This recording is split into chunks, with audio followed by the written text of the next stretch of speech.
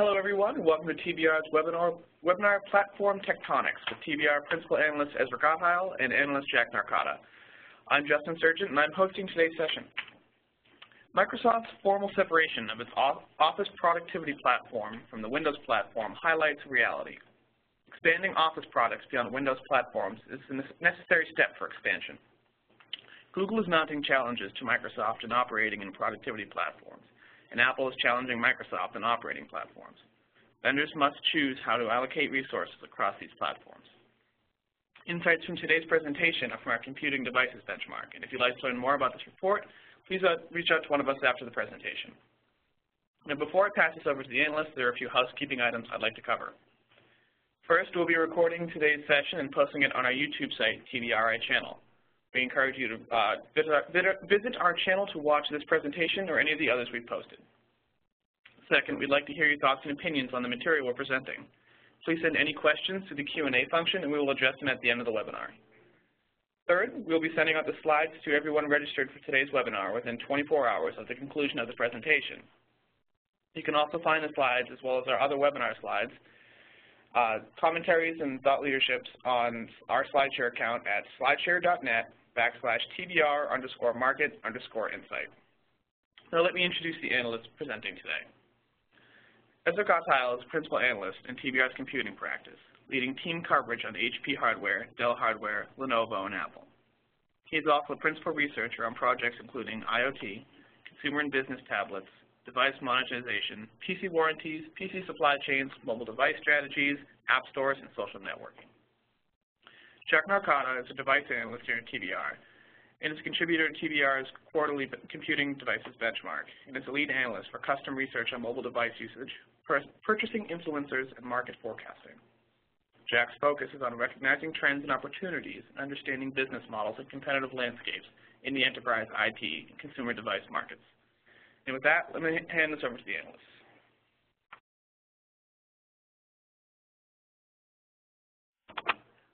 Thank you, Justin. Today I will be delivering most of the presentation. Jack will be joining us and he'll be available to help us answer questions. Microsoft, we have covered platforms and platform tectonics since the beginning of this practice. It's a major factor underlying the devices business that we cover. However, we have decided, based on Microsoft's elevating of platforms to an important way of thinking about its business, to make the coverage more continuous, more formal, and more comparable. So we're adding platform numeric coverage to our benchmark, and we'll be commenting on a platform basis. And we think this is a significant improvement to our practice because the business decisions are largely driven by platforms. Where should a business invest? Where should a business buy? Where should a business build? What kinds of people should a business hire? And that in turn drives the success. The decisions that are made regarding the platforms and the eventual end customer purchases or use of the platforms dictate whether the business initiatives are rewarded with success.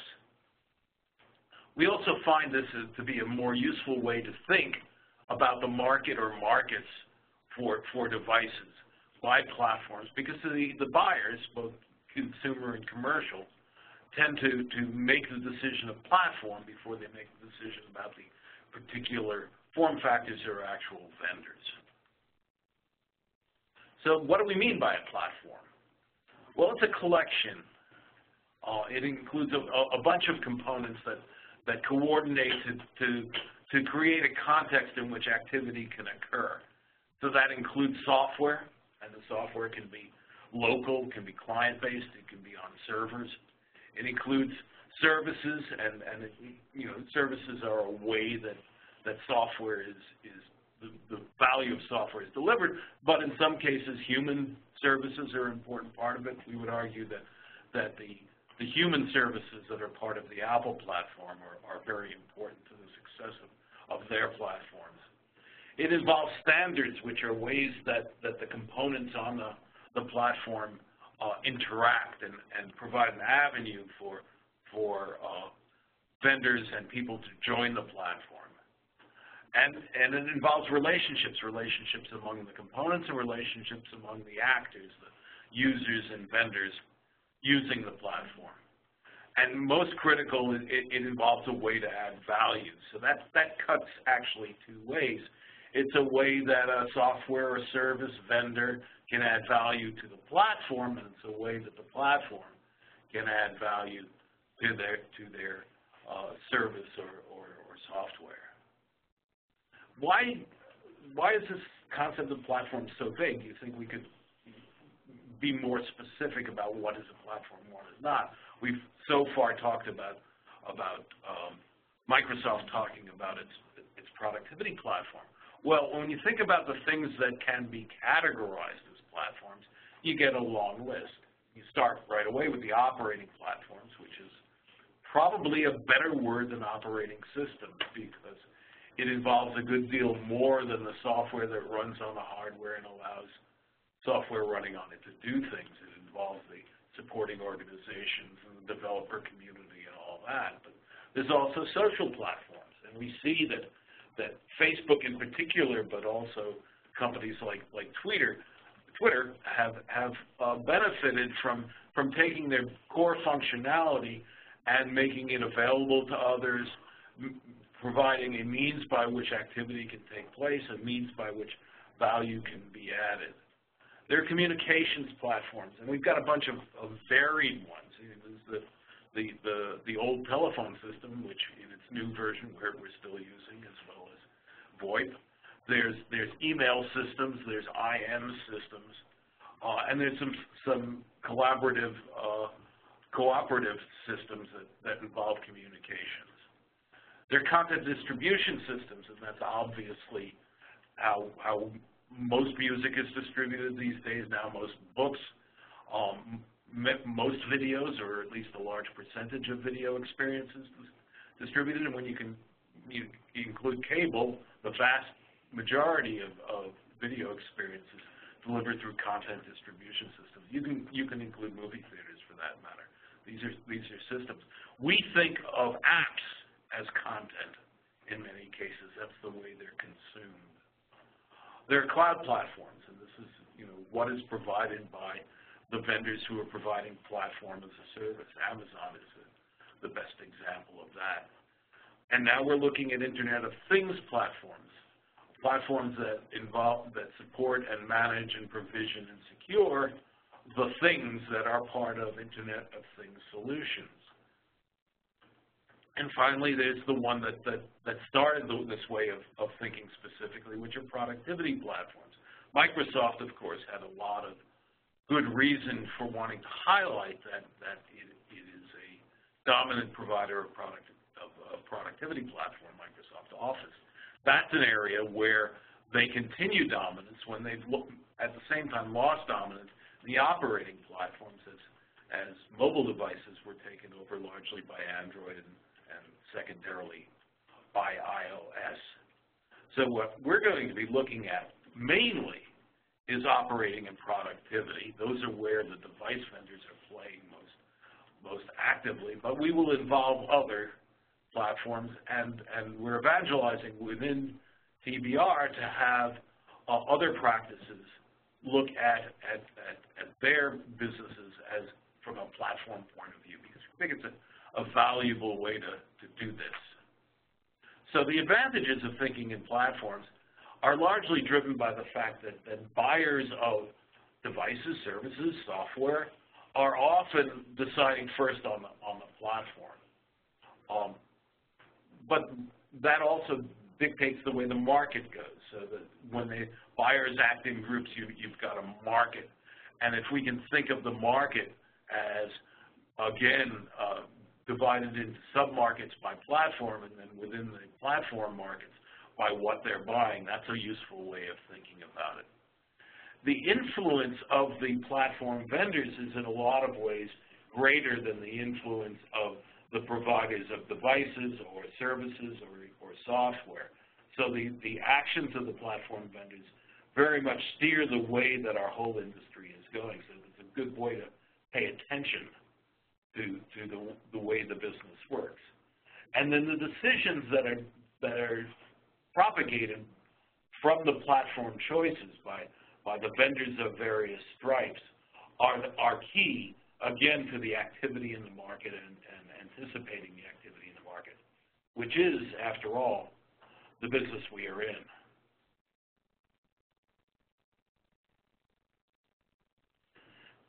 When we think about platforms, there's a bunch of contingencies involved, and there are often contingencies that involve multiple platforms at the same time. You can't use the Microsoft, the Apple operating platform on anything other than, or at least legally, on anything other than Apple hardware. However, you can use the Microsoft operating platform on some Apple hardware. When you make a commitment to a platform, you are making certain things available and certain things unavailable to you. And one of the big ones we've seen affecting the market is the availability of a large number of apps. That's largely been the barrier that Windows has faced as it goes into the mobile device market. What are the big issues regarding platforms? Well, the biggest one I see is that all the platform vendors and the device vendors riding on platforms are looking for an opportunity to encourage buyers of one of their devices on that platform to buy other devices on the same platform, but none of them have been able to find a way to really do that, because basically if the same choices that cause people to stay with a platform are the ones that would keep them from joining the platform. So all the platforms provide a good deal of interoperability, and they're inviting buyers who have devices on other platforms to join their platform without having to make the commitment of saying we're going all this platform and not that platform. That openness to incoming customers is also openness to outgoing customers. So this has been a frustration for the hardware vendors in embracing these platforms, and in some cases for the platform vendors themselves. A related problem is the better together problem. This is, again, if you've got one Android device, Windows device, iOS device, they work better together than they work when you're integrating them as they must allow you to do. But again, better together implies worse apart, and it makes the attraction of users as opposed to the retention of users or buyers more difficult. It's another issue. And then there are these things are related to interoperability, but then there's the down-to-earth practical problems of making things fully open so that there's no buyer or user cost to joining your platform when they're already running on other platforms. There's issues of file compatibility and transparency and communication, all of which are technical problems that people have learned to be concerned about and ask about. And finally, the big one is monetization. So we are at this point experiencing a monetization revolution, and platforms is one of the places where it's occurring. It's occurring with individual products, but probably most significantly in the platforms world itself. So what are the problems? Well, I think the biggest problem with monetization is that these platforms serve a great range of the market. Some parts of the market derive high commercial value from the platforms and therefore can tolerate higher costs. Other parts of the market are very cost sensitive. And that's become increasingly a problem as the price of hardware that supports the platform declines. One of the major movements right now in the devices world is what we call good enough computing, and that includes good enough smartphones. So processors have improved and prices have come down. licensors of platforms have had to compete with zero or low price. All the components have come down in price. And an adequate performing smartphone or PC costs a fraction of what one did a few years ago. That means that any direct licensing or license subscription fees that are attached to the platform now forms a much higher percentage of the total device with platform cost. And there's definite price elasticity working here, so that if you charge for your platform, you reduce your market share. This, of course, is exacerbated by some vendors going at the free licensing subscription kind of target, because they have alternative channels of monetization.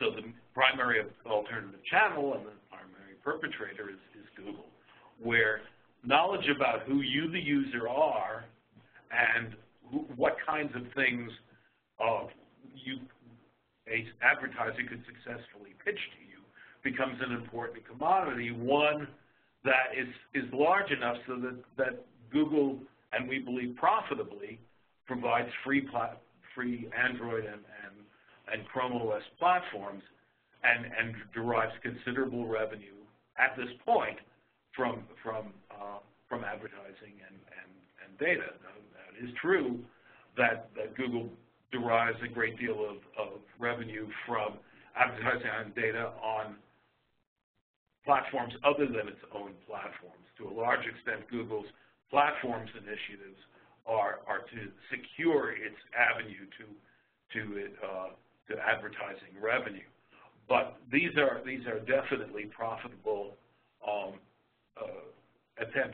experiences for Google, and Microsoft to a lesser extent is deriving revenue from Bing, and Bing is certainly part of the platform play, the operating platform play that Microsoft is playing.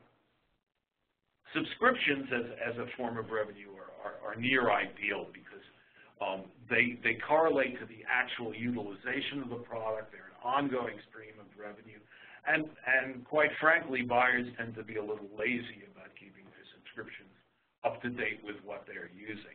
They have a barrier to entry, a purchase price, but in many cases it's less of a barrier than the actual license in perpetuity or long-term license. So this is an attractive alternative that not only is Microsoft embracing wholeheartedly, but Google is also moving into it. It's done that with Google Drive and with Google for Work, and it's now looking at doing that with YouTube, a product that they've had a hard time successfully monetizing. And then there are auxiliary services.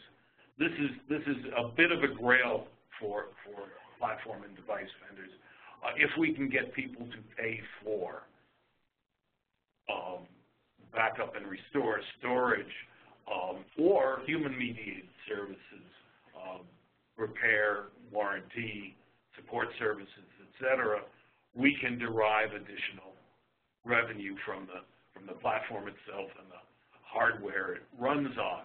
This is an avenue where the commercial play is stronger than the consumer play, where support services, warranty services, and things like that are a reasonable business expense because the device itself is, and the platform it's running on contributes value to the business and therefore justifies minimizing downtime and so on. And then there's some other things, and we've witnessed some problems with some of the other forms of monetization with these pre-installed software proving to be problematic for one of the hardware vendors. There's also things like accessories and peripherals and things like that. Going forward, we think there's probably some other means of monetization that will arise. So let's talk about the big platform wars that are going on right now. The two big players are obviously Microsoft and Google. There are platforms from Apple and Amazon, but these are the ones where this is a real play for the hearts and minds of the users at both the operating and productivity level. Now, what's happened with Microsoft is that Microsoft has committed itself and its productivity platform to going for market share. And this is an area where the company had been quite ambivalent, because contributing its productivity tools to other operating platforms would have helped legitimate and drive the adoption of other operating platforms. But the company has decided that the productivity platform, Office, is of critical importance, and having it available on every possible operating platform is the way to go. And not only are they making it available, but they're making a great deal of the functionality available for free. We think that what's basically happened is Microsoft is facing some realities, which is that not only has it lost the war for significant market share in mobile devices, but that there's a certain amount of erosion of its market share even on keyboard devices, even on PCs. And the company is seeking to make the real value add, the obvious productivity, the value is there in the word itself, a standard that's adopted and maintained globally and can drive an awful lot of their new business as well as their old business. This is just accepting what's out there. To do this, Microsoft is reinventing its development process, its software, and we believe that all indications are that it's doing the right things. But this is changing a culture and changing a product with an enormous legacy is quite a challenge. When we look at Google, we see something quite different. Google has a different core business from its platform plays. That is the advertising that runs on other people's platforms. And therefore, it is free to be more experimental. And Google also has a kind of cultural bias to trying many things, trying them sequentially, trying them at the same time, seeing what works, backing away, trying another approach. So what we see happening is Google attempting to surround and outflank Microsoft in every direction, and at the same time exercise a great deal of patience. That doesn't mean it's not active. It's very active. It means that it's not strategically committed to the short term. It's strategically committed to the long term. And then, of course, there are the others. Apple seems really content to growing its share of users with disposable income who want their complete solution. And it's very important to realize that complete solution goes beyond hardware and software to the actual humans who deliver service on the phone and humans who sell and service the products in stores. It's a very different kind of business from the others. And then there's Amazon, for whom their platform, their device platform, is largely a tool to help drive their main business, which is retail sales. Obviously, their cloud platform is a different matter that's key to what has emerged as a major part of their business. So let's look at these platforms one by one. And first of all, there's Windows. And what Microsoft has done is it has learned to listen. And I don't think there's any question that they have. You know, they have solicited feedback. They've incorporated the feedback in their announcements, and they've incorporated the feedback into their actual betas of their next versions of their products. This is something that's really quite new for Windows, and I think critically important for Windows to maintain its market share. One of the things it's listened to is that buyers are interested not just in greater power, they're interested in less hassle.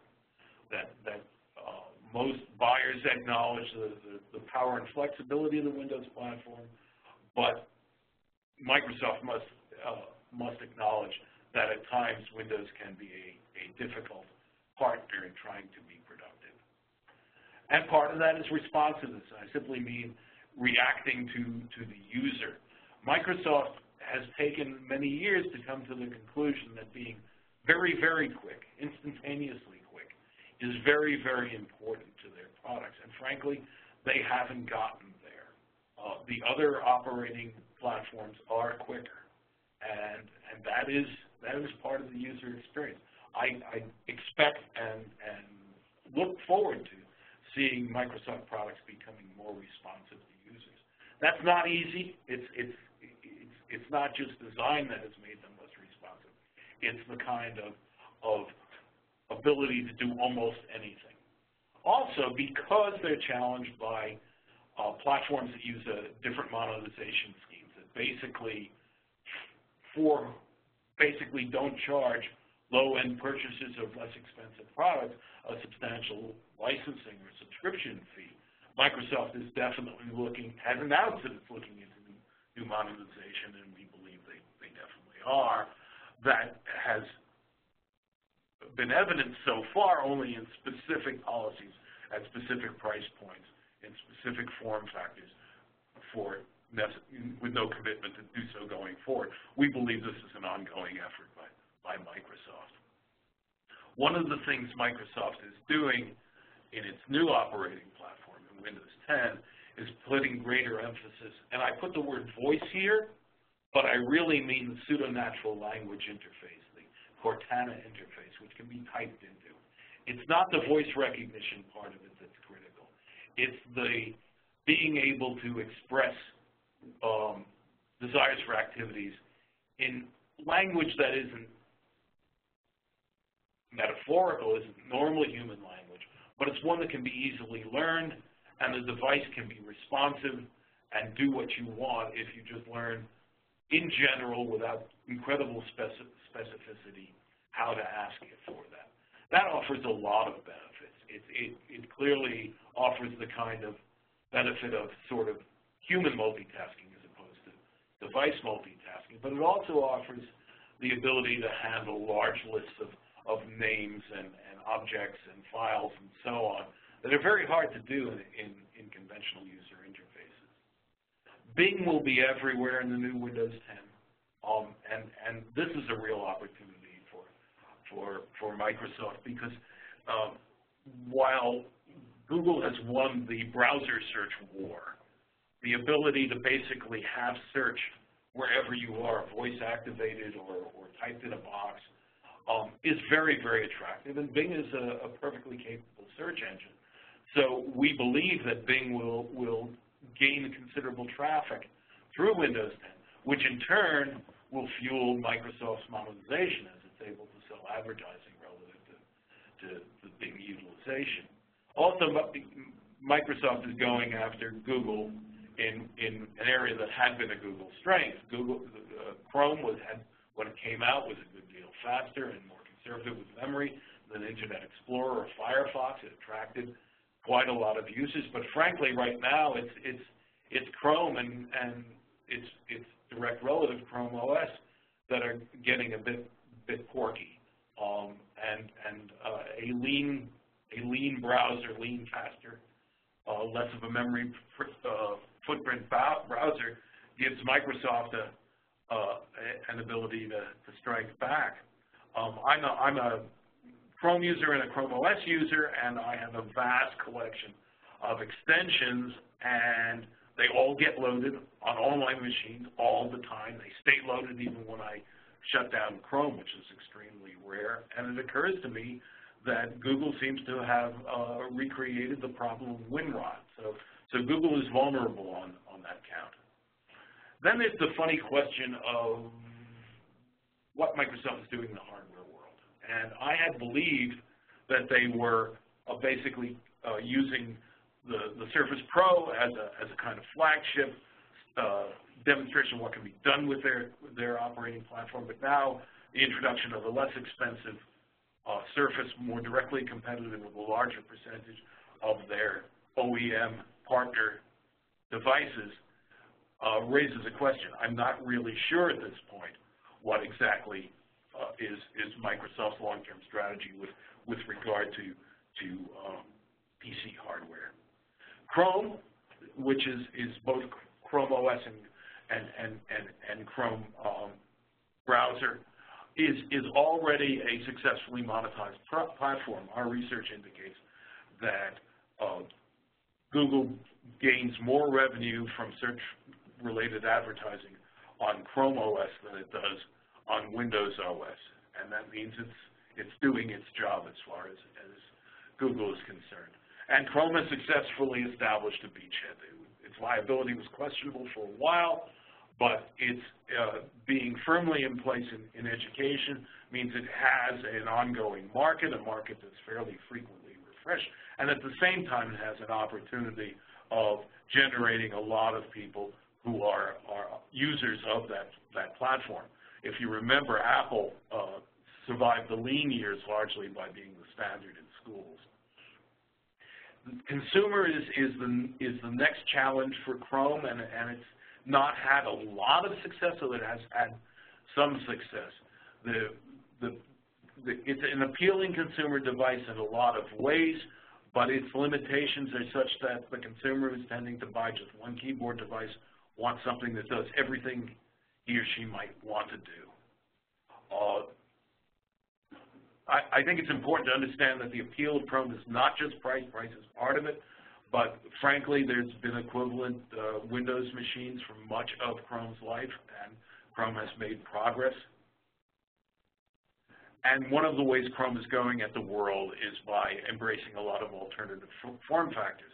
I think the Chrome HDMI stick that Asus is bringing out is a very interesting. Acer? Which one? The stick. The stick? Is Asus, the Chrome bit. Chrome bit is a very interesting approach, and I think that a full-fledged OS on a stick may end up displacing all the various forms of set-side boxes, because frankly, you really want to be able to interact with this thing as a PC. And then Google for Work is kind of a necessary first step for adopting Chrome OS at least, because basically you're going to be relying on your browser for your productivity. Now you can use Microsoft Office for the web on a Chrome OS, but basically any user of a Chrome OS device will have committed to Google for Work. On the issue of convergence, I'm talking about Android Chrome OS convergence. There's a lot of talk about the two of them joining each other and becoming one. I have been skeptical about that. There's an announcement coming out soon that may prove me wrong on it. It seems to me that they have different centers of gravity, you might say. One is keyboard-centric, one is touch-centered. One is kind of PC productivity-centered, one is mobile, more content consumption-centered. I think that the borrowing of Android capabilities to supplement and fill out the Chrome OS operating system is a great idea. I don't think it would be good for Google to try to converge these and make them one operating system, but that doesn't mean they won't necessarily do it. We look at Android. Android basically owns all the non-Apple smartphones. Windows is gone, Tizen is gone, BlackBerry is largely gone. So we've got Android as the winner in smartphones. Again, this is a monetization play. On a per phone basis, it's not as great a monetization play as iOS, but it's one that Google can control.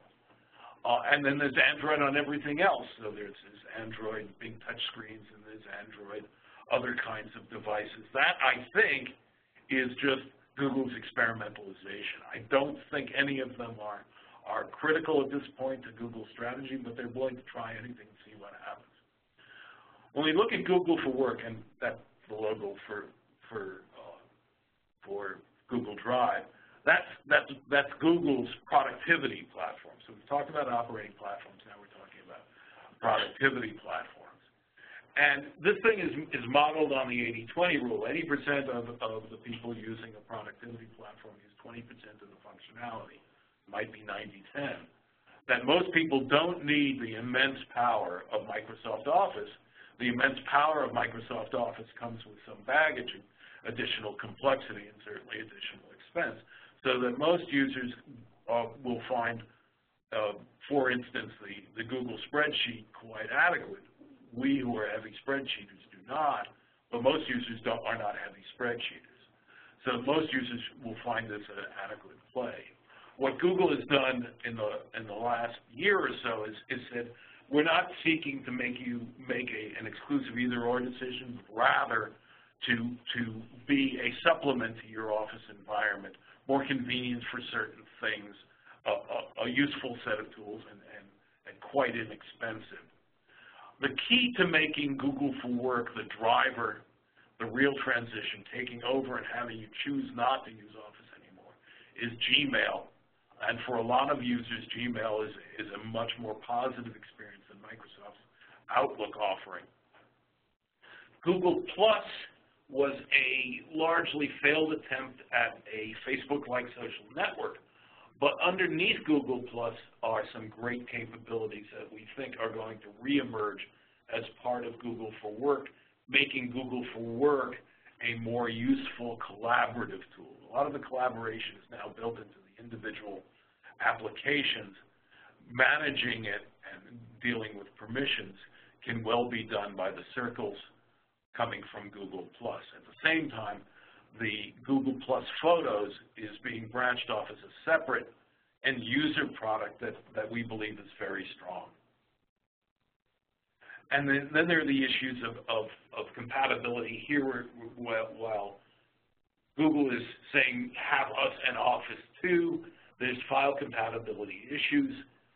Google is basically saying, put your Office files into Google for Work and take them out and use them in Office. And again, with simple files, that works fairly well. That's an ongoing challenge. Real heavy users who need the Office capabilities are probably not going to find the compatibility adequate, and if they find it adequate at one point, as the products continue to evolve, they're likely to find them not adequate at another point. Then there's Office, and Office is incredibly important for Microsoft. Not only is it the one where Microsoft has the uncontested dominant market share, but also it provides connections and transitions into a lot of things Microsoft is doing in the cloud, in enterprise applications, and so on. It is the key to their business. They have other products that are independent, that are very strong, but Office is really the most important. And what Microsoft is doing, as I said, is driving for ubiquity. Basically saying, we're going to put it everywhere. We're not going to try to drive people to our operating platform by virtue of our dominance in our productivity platform. It's also playing on compatibility. That is to say, why would you mess with any other form of productivity platform if you've got the real thing? I will say that I have detected some minor but irritating incompatibilities. I don't think they're significant. I know that Microsoft has re-architected Office very much to be a multi-platform product, and I expect the compatibility problems that they have had to be solved. There's an issue of quality. Office is inconsistent. There are parts of it that are superb. There are parts of it that are out of date, and if Microsoft wants to maintain its grip on the productivity platform in a world where it's now being challenged, it must bring up the quality across the board.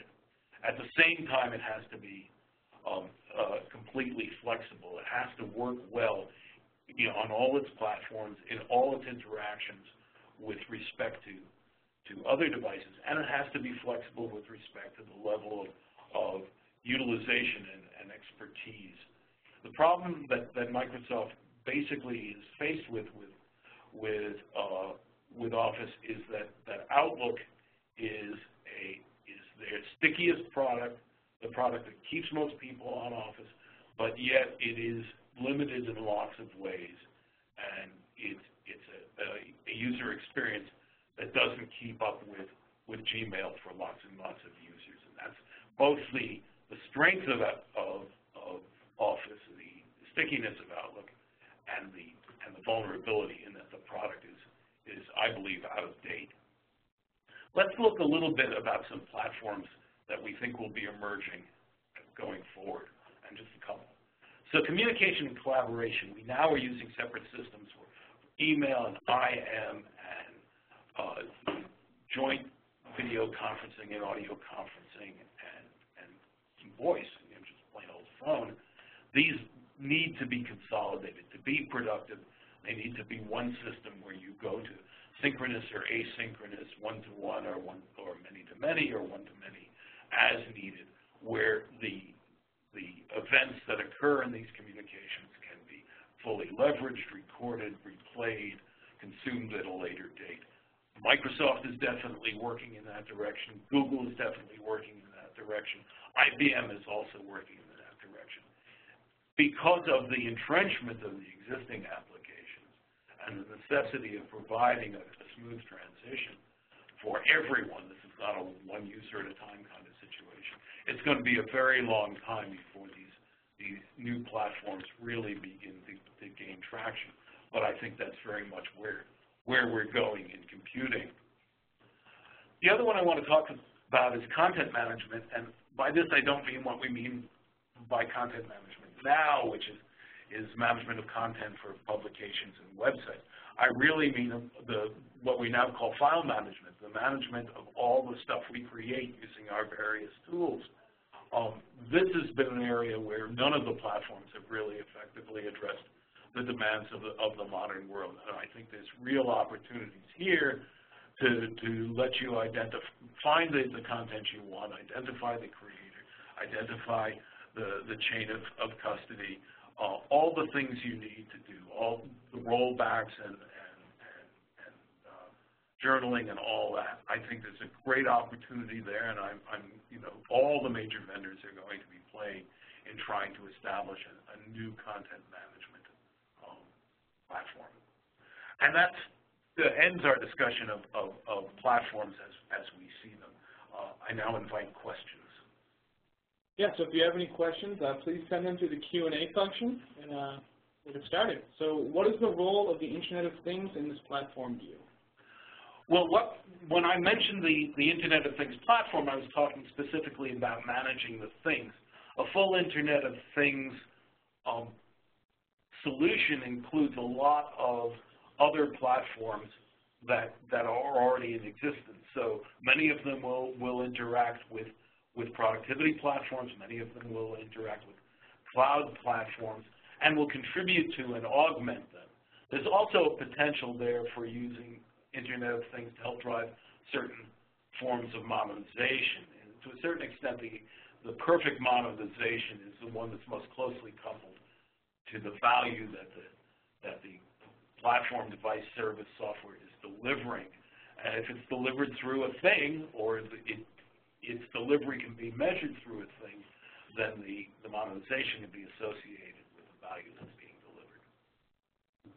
All right. The next question. What other monetization approaches do you see going forward? Well, that was the one I really would think about is the ability to say, I want to charge for the actual use of the service, the use of the software, the use of this device, the use of this content. As I said, the key here in monetization, when you get the least resistance, where you get the most appropriate fit, is monetization that is most closely coupled to the value that the user is deriving. All right, and I think we only have one last question here. Do you really think Google can take over a large number of commercial PCs? I was thinking this was relatively likely in the long term until I saw how well Microsoft began to address this threat. If Microsoft doesn't make Windows less of a hassle, give it a lower